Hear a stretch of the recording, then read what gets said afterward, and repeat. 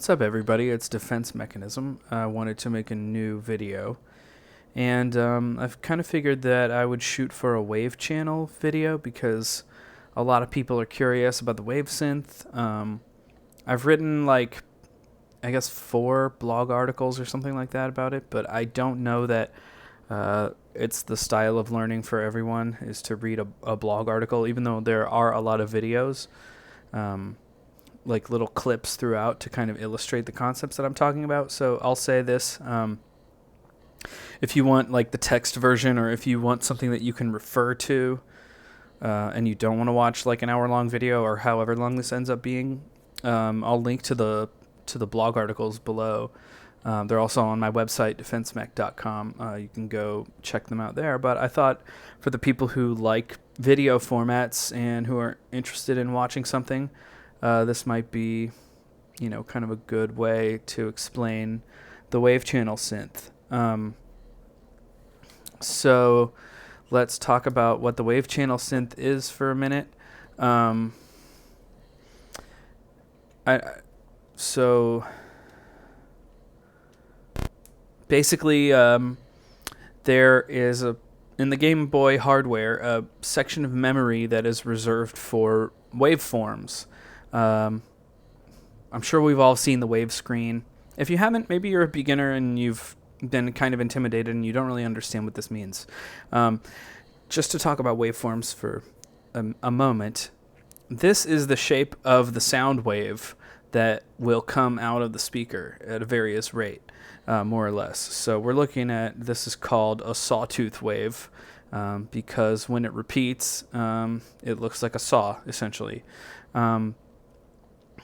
In the original programming days, the Game Boy hardware was basically meant to load up one of these waveforms. So like, say, I don't know, you go to a new level in a video game and you load up some kind of weird waveform that looks like whatever. And it was usually, I think, chosen somewhat carefully by the programmers or the composer at the time to kind of make it sound like a trumpet or a flute or whatever. So they would have a waveform and they would load it up, and then you'd play the level, and then it would go to the next level or whatever. When we were using LSDJ, we have way more control and way more facility over the waveform that's playing in this channel than any programmer ever had while they were designing a game for this. For most cases, I think when you get to the Game Boy Color games, you find some more wave channel shenanigans, and a lot more sound shenanigans, because you had like a processor that was twice as capable of doing stuff, and you had a little more memory too. We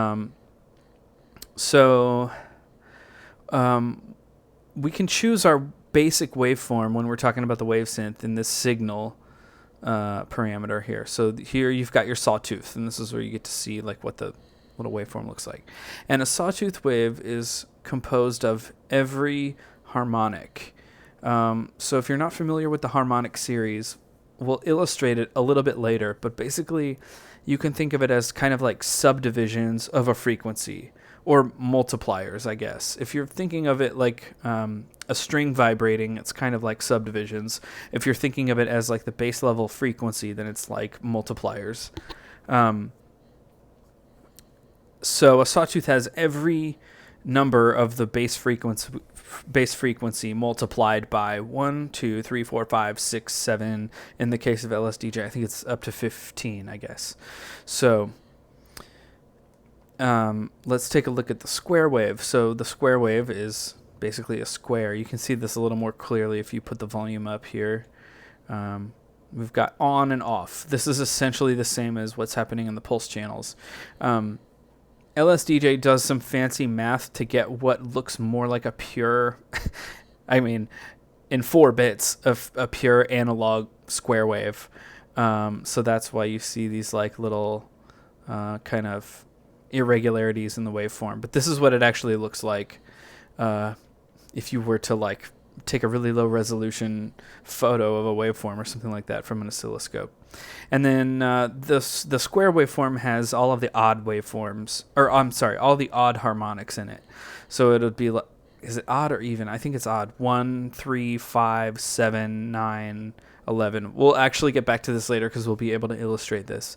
And then you've got your, either, depending on who you ask, the triangle or the sine. So if you ask me, it looks pretty triangle-like. It doesn't really smooth out in the way that I would expect a sine wave to, but I also know that doing a kind of pure sine wave math on the Game Boy, like, this isn't inexact science because the processor is only so precise. But I'll say that it basically ends up sounding kind of like a triangle wave, and this is like a pretty typical sound wave that was on, like, for example, the NES sound chip. You find a lot of triangle, and this one I think it's the same as the Square. It has all of the odd harmonics, but they decrease in amplitude like twice as quickly or something like that. I didn't reference this beforehand because it wasn't my aim to talk about the basics of waveforms, and you can skip this section if you are already bored. But the essential thing to know is that you can get different waveforms and that they have sort of like different strengths. So probably for my purposes, I'm going to talk about the Sawtooth wave the most because it has every harmonic in it. And that, is basically going to provide us with the most options.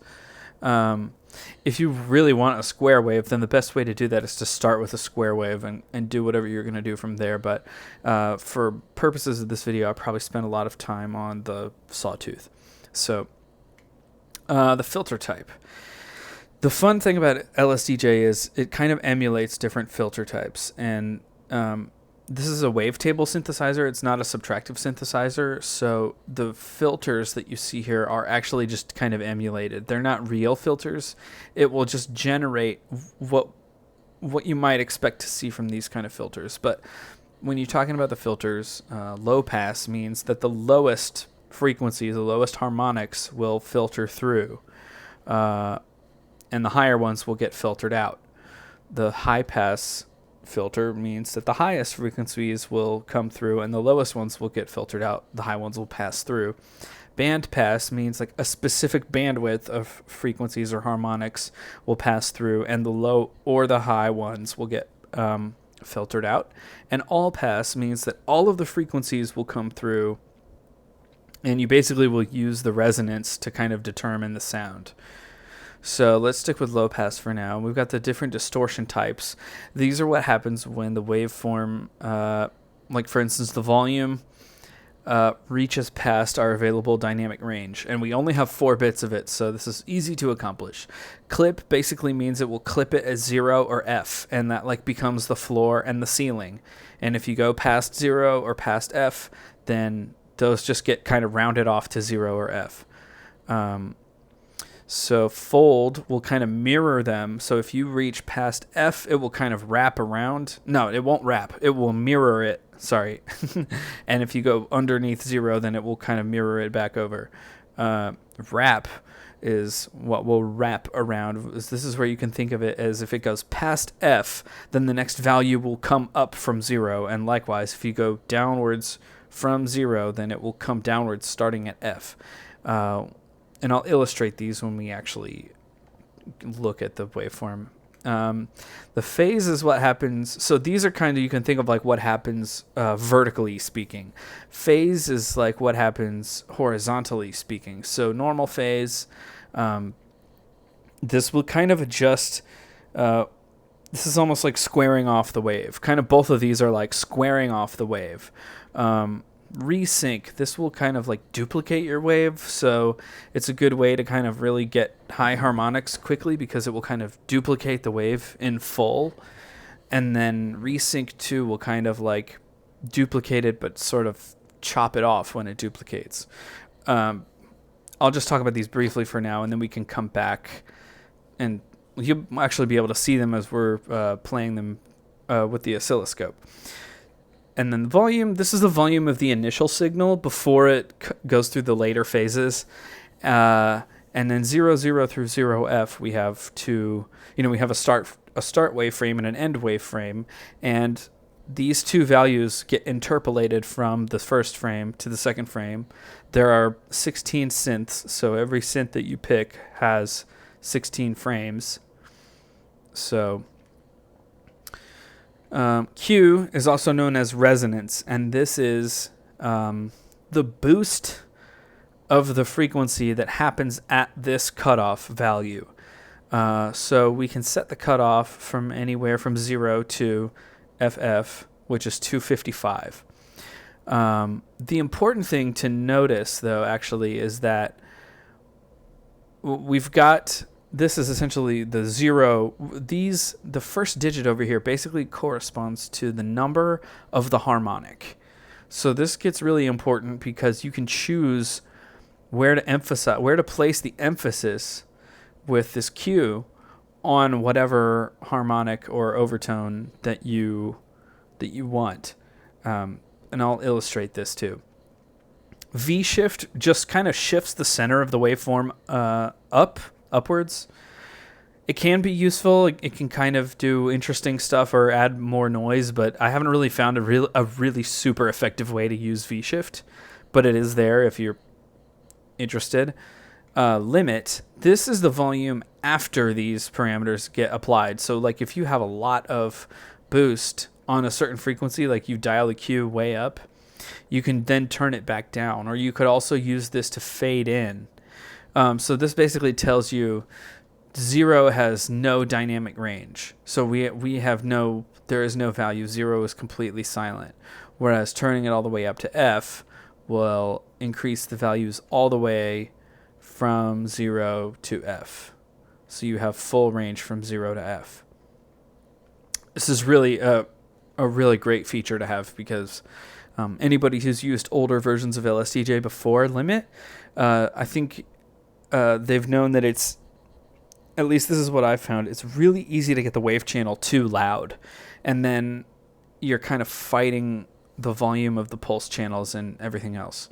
And then this phase value kind of affects how much the wave is squashed horizontally. Kind of like how the V shift determines how much it's squashed vertically. But enough of me talking about this, so let's go on to some actual demonstrations. So a straight up, we've all probably heard the default kind of low pass waveform, just this kind of regular old sawtooth wave.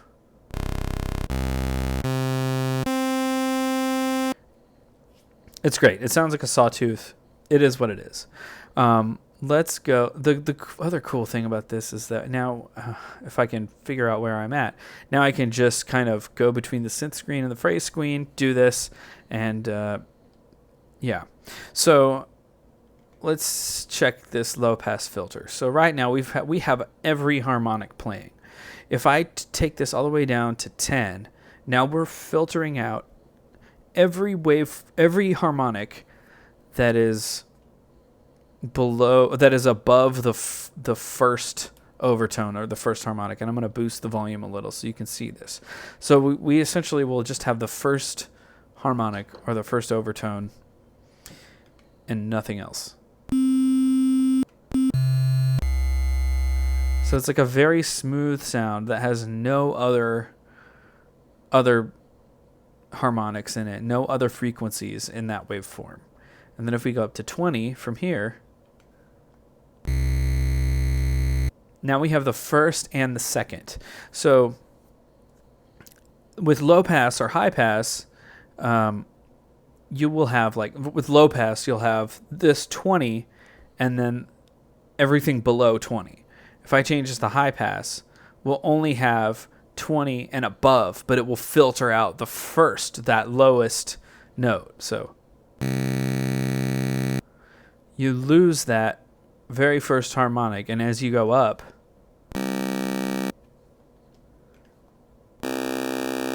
the note will thin out.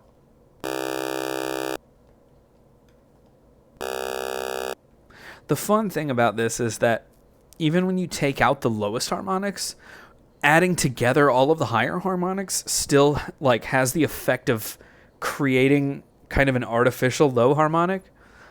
So like it still kind of sounds like it's there, even though it's actually not being generated. And the other thing is that like the way that this waveform is created, you still get this kind of variation.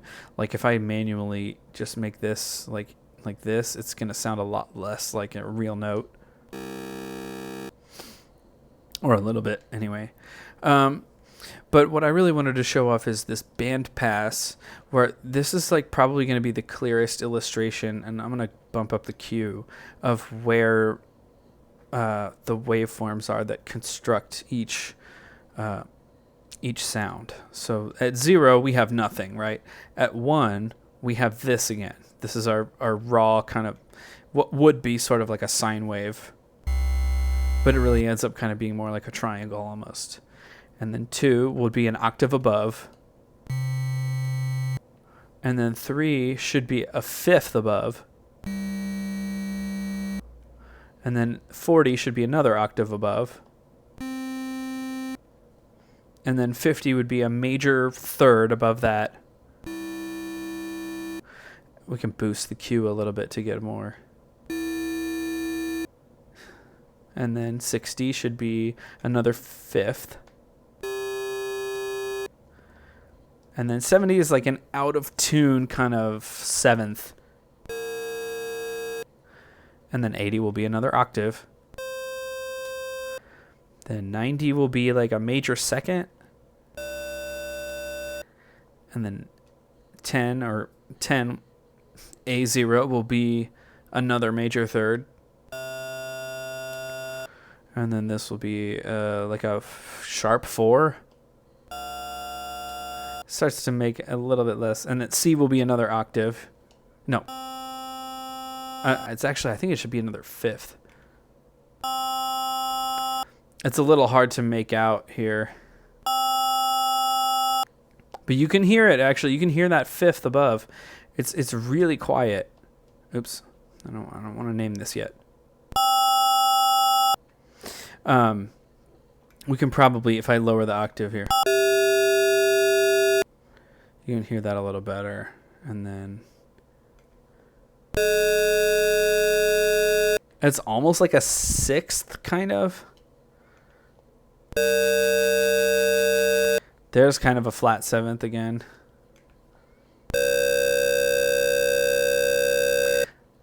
It's almost the last octave. If I go all the way up here. Oh, nope. Nothing. So it probably only generates up to here, really. So you can kind of hear that those overtones get added depending on what cue you have, what filter you have, and so on. So this is really cool for all pass because it will keep this whole sawtooth intact. And actually, it sort of displays it a little differently. It's kind of like an inverted sawtooth. And then it will put the emphasis, like say you really wanted an emphasis on this octave, then you can just add an emphasis on the octave of this harmonic. Or like say you wanted it way up here.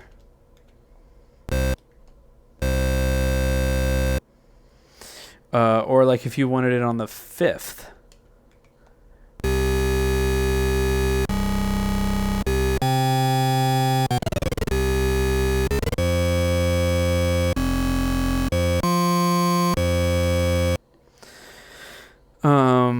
You can also do it at 30.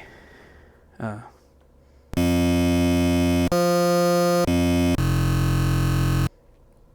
one's a little bit harder to discern unless you dial this all the way up. Sorry, I'm getting a little lost over here. That you can really hear. So this is really useful if you really want some kind of wah.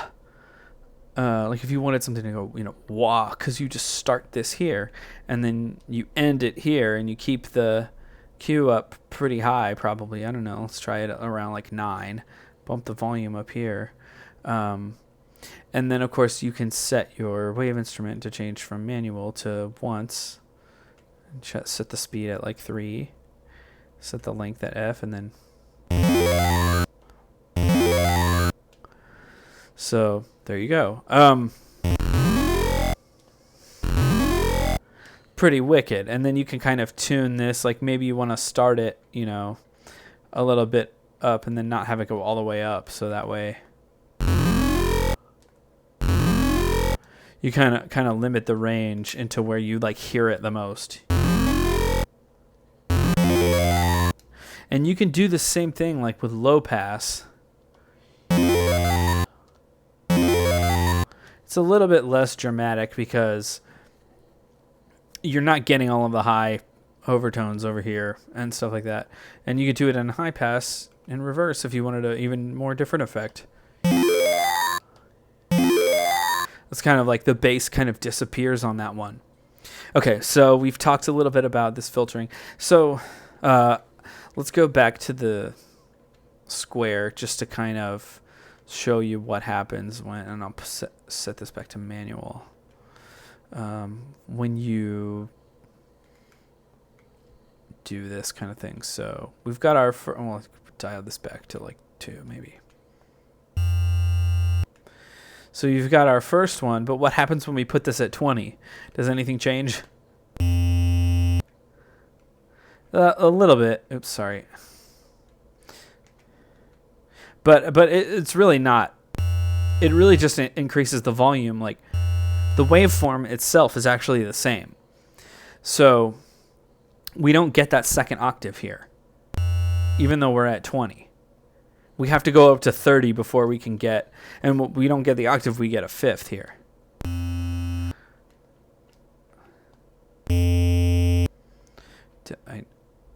Yeah.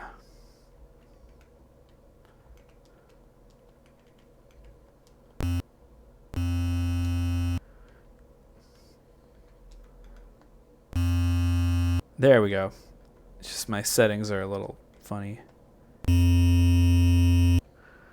It's there, but it's not that noticeable. Oh, maybe we need to go to 40 to get it. There we go. So it must be all of the... that's interesting. Okay. It seems like this is actually adding the overtone that should be at 30, because if we would normally expect 40 to go for a different octave. But anyway, so let's see what happens at 60. But that doesn't happen at 50. You kind of get a mix of the two, but you don't get that fifth. At any rate, and it would be the same thing for triangle. I guess I'll let you experiment with that on your own. Let's talk about the distortion types a little. So I guess the important thing to notice here before we get into the distortion is that whenever you... let me go back to this. So like at this first harmonic, we just have one waveform and it looks like this. And I can sort of reduce the boost and you'll see this is basically what it looks like. It's this waveform. This is like a sort of close to a sine wave, kind of the closest you can get to a sine wave here. And then when you go up to 20, you kind of replicate your waveform, right? These are at different amplitudes throughout the whole song, but this is basically what adding extra overtones does. Every time you add an extra overtone, you multiply the waveform. So there's another way to do this without just using the bandpass filter.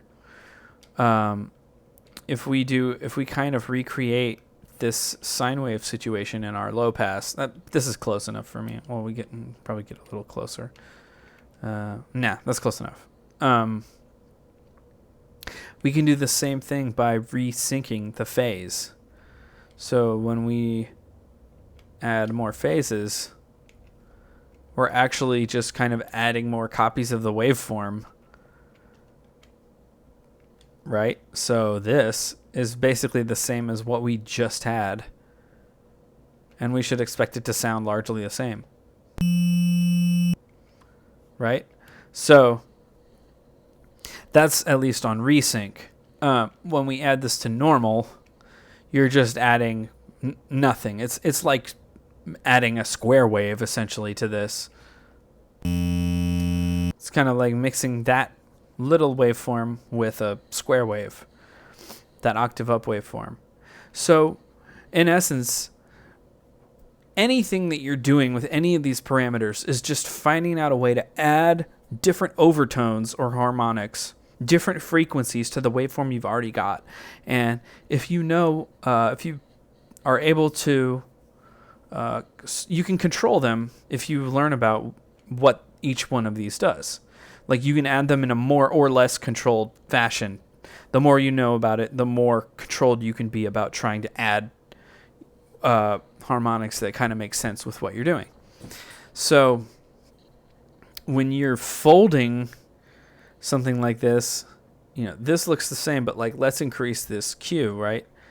Now you can see that as these started to extend above or below, they kind of wrapped around. We can probably do this more smoothly if I do it with volume instead of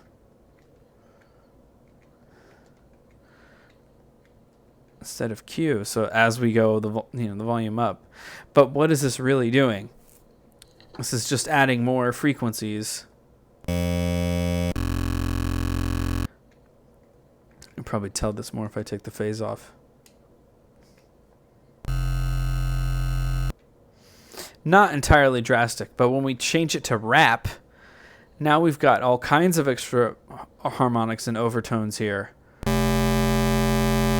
And you've also got a wider dynamic range, because instead of only having dynamic range from here, you know, and a little bit here, and we've got, you know, from about 1 to about E.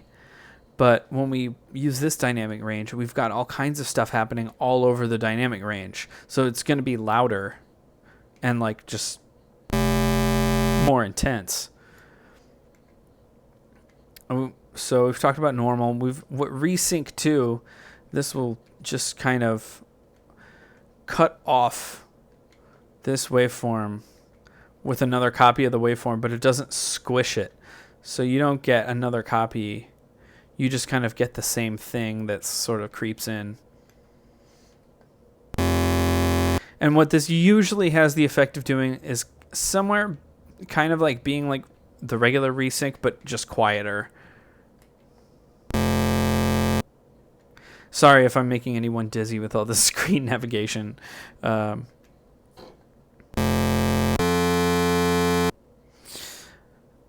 So, and yeah, the more volume you add to this and the more Q you add, like the more drastic your rap is going to be. And at some point, this is kind of going to sound more or less like noise. So when you have like a lot of just random samples that don't follow any kind of pattern, this is essentially going to sound kind of like noise. I'm just going to go ahead and try to make this like the most random thing that I can. Even though it is periodic because we're still playing the same thing, you're going to hear it pitched. But if I play it like at a really low pitch, you're probably just going to hear it as kind of a noise. And any waveform that looks like this kind of random dot picture is basically going to sound the same. So there's not really going to be anything that much different between this and any other like really crazy looking waveform.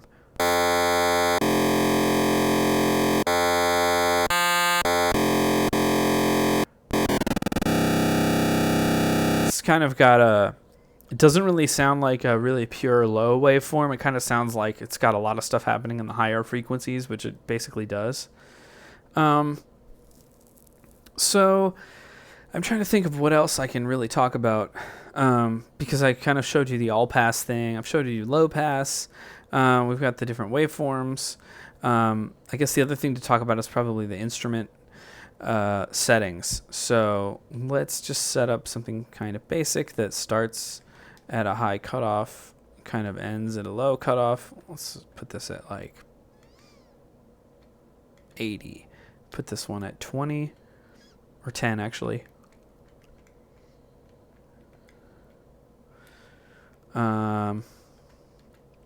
Set these Qs at a little bit lower.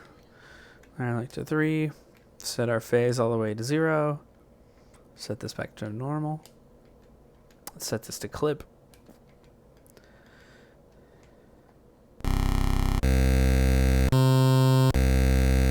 Okay, and then change this to once. So let's talk about the speed. This is in ticks. It changes the waveframe every 3 ticks. The length is F, so it's playing from 0 to F. If we shorten the length, it doesn't just play from 0 to E or from 0 to D or from 0 to C. It actually always plays from 0 to F, but it will only play as many frames, and it will interpolate those. There's a nice chart online. I could probably just post it in the description. I was kind of hoping that we can add this to the manual, and maybe it will happen at some point, but the most important thing you need to know is that it kind of skips frames in the middle to equalize them. So this will always play from 0 to F. It will just kind of do so twice as fast. Because there's only half as many frames. So that's one thing. So one way to get this to travel from 0 to F twice as fast is to reduce the length. Another way is to reduce the speed. So once plays this through and then stops, right? Loop plays these all the way through, and then it will loop starting from the loop point. I think I mentioned this in the last version 8 video, but maybe not. And if you want the sound to just play once and sustain, then you can set the loop point, at the end. Or you can kind of set it in the middle. And then ping pong will do kind of the same as loop, except for that it travels to the end and then back to the beginning first. So let's hear what that sounds like with the loop point at 0. Let's hear what it sounds like with the loop point at the end. Again, it just sustains, and then in the middle, it just ping-pongs back to the middle. So those are the kinds of different settings that you can have here. Is there anything else that we really need to go over? I guess we can just kind of play around with the different signals for a little while, and you can kind of hear. This is a little more subtle than that sawtooth because we don't have all of the overtones, and the triangle or sine wave is even more subtle. That's kind of really awesome. And since we have a waveform, the waveform in version 8, the waveforms are being smoothed out. You have a lot more potential here at speeds like 2 and 1. That's kind of ridiculous, but also kind of fun.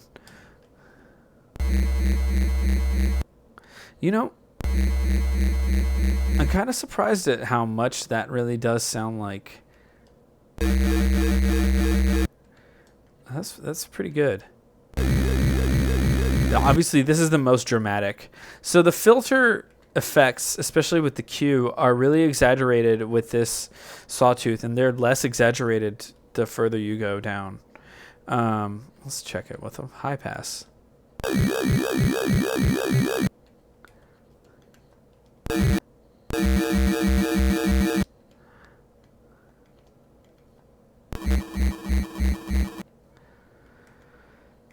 And then like with different distortions.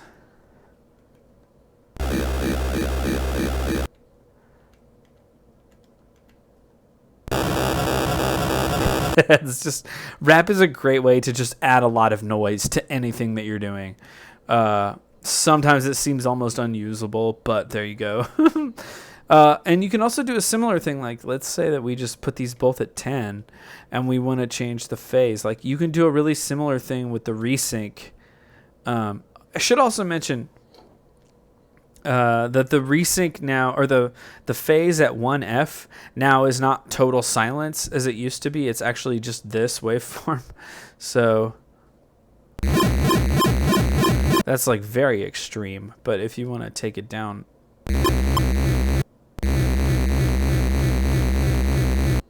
or even like maybe here. The thing that you don't get really is like the extra overtones. You do get a few, but so that should work even with this.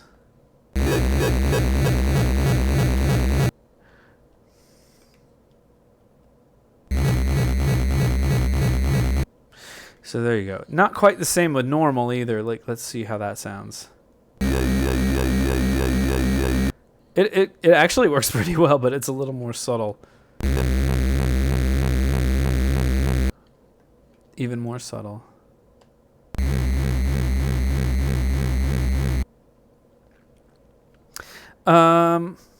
So yeah, I don't know. I know we didn't really cover V-shift. Oh, that's right. This is one thing I wanted to show off was this limit. So one thing that I like to do a lot is kind of like have this low pass bass. Let's put this on manual for a moment. I'll have to put an F command so that I can. That might even be a little more exaggerated, but I just like to have some kind of upper overtone with like a little bit of Q on it. It just kind of adds a little more to the bass.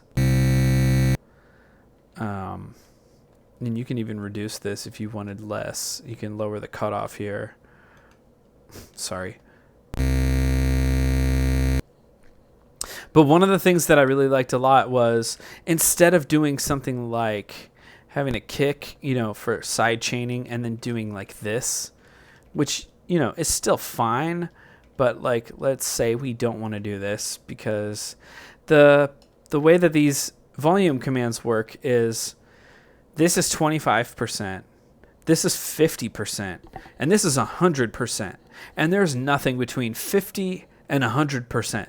So like it tends to be a little bit jarring. And in the context of a song, and especially with the 4-bit dynamic range, like it usually works pretty well. But sometimes 2 is too soft for an instrument and 3 is too loud in the context of your mix. So, but let's listen to this anyway. Oh gosh, I had to put this on. Put this back up to F. Here we go.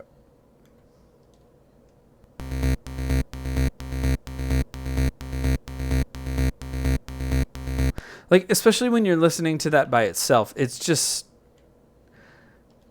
not that pleasing to me personally. It would be really nice if we had a way to control the volume. So like normally you would have a kick here, and I'm kind of leaving out the kick right now just because it's fine. I can illustrate this without a kick. So let's put our limit at 0, and then put this on, like, say, I don't know, loop. I usually like to put the loop position at the end just so that it will sustain. And then now we can have this going from 0 to F and have this kind of naturally do its own side chaining. And let's say, you know, you can control again, like the speed of this. Like maybe I want this to go slower and I only want it to do 3 frames, you know. Or maybe I want to slow it down. Or maybe I don't want this to start at 0. Maybe I want it to start at like 4.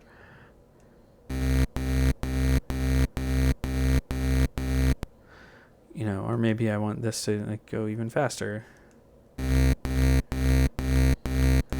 Like, so it's a great way, and you could do more than a limit too. Like you could do volume here. You could do Q of this, or whatever.